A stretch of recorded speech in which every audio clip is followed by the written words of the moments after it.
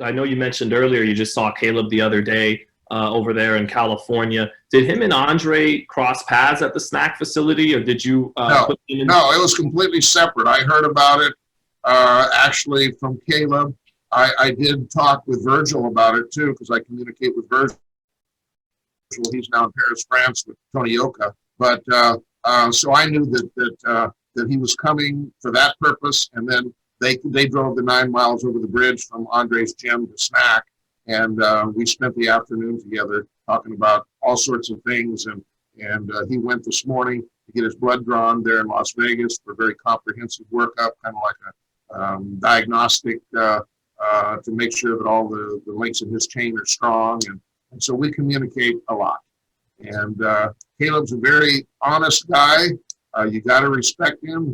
He speaks from the heart. He says what he means. He means what he says.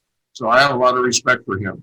And I understand he's being critical, of the Canelo camp. But as Andre Ward put it, where there's smoke, there's often been fire. So there's some smoke there now. Obviously, you got a lot going on in your gym, Victor. You mentioned Caleb Plant. Did he have any details to share with you about what he got out of that conversation with Andre Ward? And then additionally, I wanted to ask you about, I know he's working remotely from you, but you've got Shakur Stevenson, a SNAC fighter, getting ready to fight Jamel Herring for the other 130-pound belt.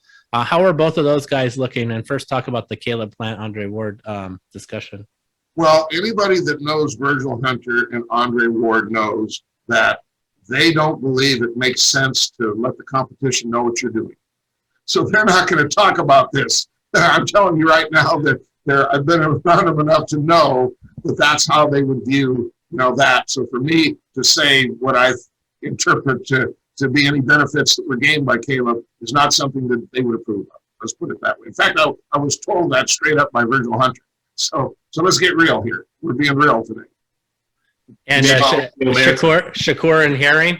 Shakur, at this point, is at a distance. He hasn't been to the gym yet, so he really hasn't done the full SNAC program. So, he will likely come for a week or two and have a mini camp, where in the past, fighters like Danny Jacobs, when he fought Triple G, Sergey D, when he fought Triple G, others, they come and have a 6, 7, 8 week camp there.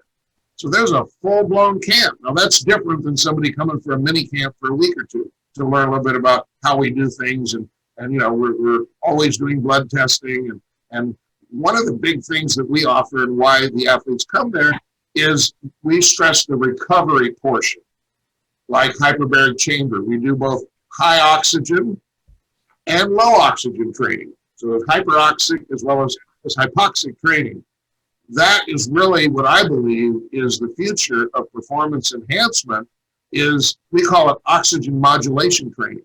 So imagine every time you train, just like gas in your car, you develop an oxygen deficit. Well, the analogy I would use is imagine you're a race car and you come around for the pit stop that's going to take 20 seconds, and one guy comes out and he puts the gas in the spout to the gas tank.